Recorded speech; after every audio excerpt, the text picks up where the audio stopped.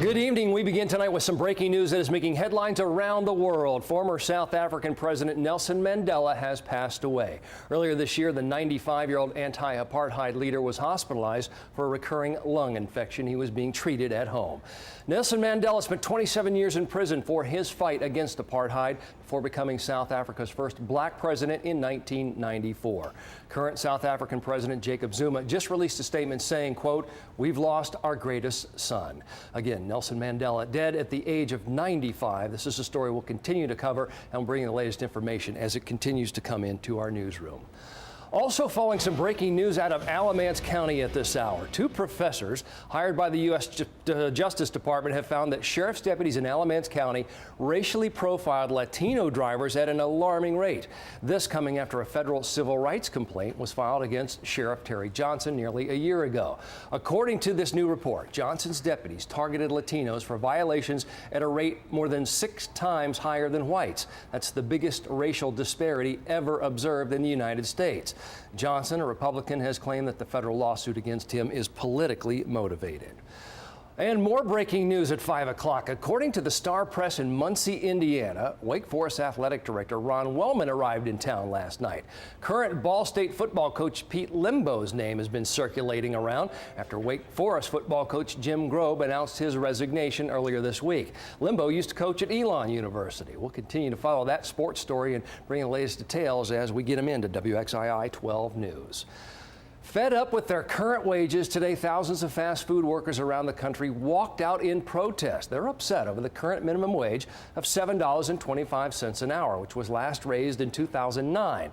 That's about $15,000 a year and more than $8,000 below the poverty level for a family of 4 in the United States. That's according to FamiliesUSA.org. Fast food workers are also demanding the right to organize unions. Our Bill O'Neill brings us that story from Greensboro, all new at 5 o'clock. This movement started a year ago in New York, and now with the help of union organizers, it has spread to more than 100 U.S. cities. $7.25! We can't survive at $7.25. Protesters rally outside and inside the Burger King on Martin Luther King Drive in Greensboro. Make our wages supersize. Among the protesters, a Burger King worker and mother of 5, Brittany Chavis. And it's not right for people like me and the rest of us that can't afford to put food on the table. Protesters want the $7.25 an hour minimum wage doubled to $15 an hour. Critics argue that would force massive layoffs at fast food businesses such as Burger King. Not the $7.25.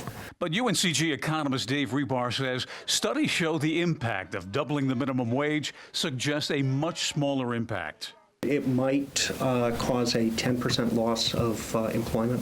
That seems to be at the outside. Rebar says the current minimum wage set 4 years ago is at an historical low point when adjusted for inflation and the cost of living. He says taxpayers end up subsidizing many minimum wage workers. And they do that through fast food workers being on food stamps and qualifying for Medicaid and getting other government benefits. The average age of a fast food worker today is 29. That's according to a study by the National Employment Law Project. That worker typically works more than one job and isn't offered health care through their work.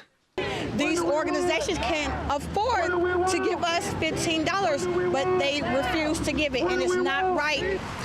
Professor Rebar says a sensible plan would be to set the minimum wage and then adjust it each year for inflation, just like we do with food stamps and Social Security. In Greensboro, I'm Bill O'Neill reporting. Back to you. Thank you, Bill. Here's a look at the protest that was in the nation's capital by fast food workers. They were holding signs with President Obama's likeness that read simply, "Help." The restaurant industry says it would have to raise prices if the minimum wage goes up. Greensboro city officials are trying to bring a major company to the Triad. New Mayor Nancy Vaughn confirming to WXII 12 News that a proposal is in the works to bring a Boeing assembly plant to Piedmont Triad International Airport. Boeing is in talks with 12 states, including North Carolina, for production of its jumbo 777X model. Governor Pat McCrory has been pushing for the creation of more manufacturing jobs in North Carolina, but no word on how many jobs would be created from that plant if it comes this way. An Arctic winter blast continuing to grip much of our nation's midsection. This is some video from North Dakota where people there are dealing with about a foot of snow. By the end of this week, daytime highs in Grand Forks, North Dakota expected to be about -4 and overnight lows dipping to -17. And in Minnesota, some parts there seeing as much as 3 feet of snow. Here in the Weather Center with Lainey Pope, our chief meteorologist, and we had another soggy, foggy day out there, but I gotta say, unseasonably warm temperature. Yeah, temperatures in the mid-60s out there this afternoon. We're going to look at highs in the 70s tomorrow, near record setting. It's going to be warm before the cold air comes back, folks, and it'll be here with a vengeance as we head into the weekend. Take a live look at Super Doppler 12 radar. There's not much measurable rain, but we do have some light rain from Asheboro north and east toward Burlington, eastern Guilford County too. We've only seen a few 1/100ths of an inch here and there, so not much measurable rain today. Look at what is happening, as Cameron was talking about, all through the middle of the nation. They are dealing with snow and potentially significant ice event. Ice storm warnings are up in this brightest purple for parts of Oklahoma and Arkansas. That means ice on trees easily over 1/4 of an inch, and in some areas maybe 1/2 of an inch. And yes, this cold air is marching east, so we're concerned about that as well. Our temperatures may be in the 70s tomorrow, but look at the cold temps.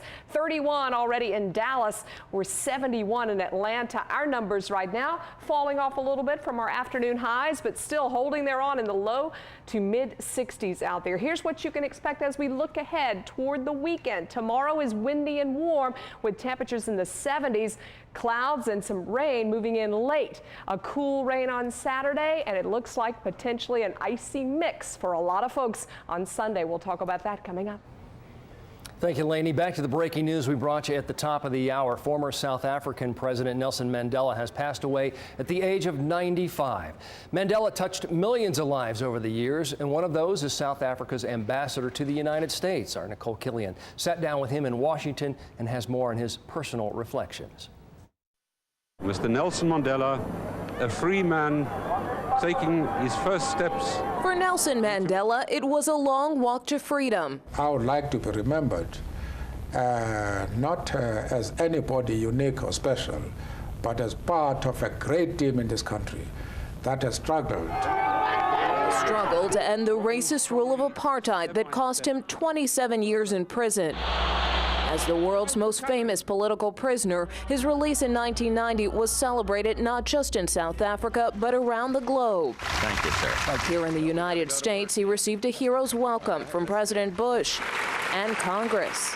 In 1994, the world rejoiced again when Mandela was elected South Africa's first black president. I was an election observer in '94. To watch a man go from prisoner to president is probably the most awesome testimony we'll see in our lifetime. Martin Luther King III was also there with his mother, the late Coretta Scott King, who saved a photo from that historic night. The night that he won, because I was in South Africa, she was in South Africa. That speaks volumes to what was thought about what President Mandela represented. Mandela's greatest achievement was indeed reconciliation. Former U.S. Embassy staffer Steve McDonald met President Mandela on his first state visit. He remembered my name. He cares about people. And that's not often something you can say about a head of state. From the ordinary to the extraordinary. Thank you, Majiva. Thank you. The Nobel Prize winner befriended many American celebrities and politicians. I think he recognizes his weight and his role in the world. During a trip to Africa, President Obama reflected on Mandela's influence, calling him a personal hero. His legacy is one that will linger on throughout the ages. And beyond. The outpouring of love and admiration for Nelson Mandela is not just because they recognized that once upon a time he was a great leader.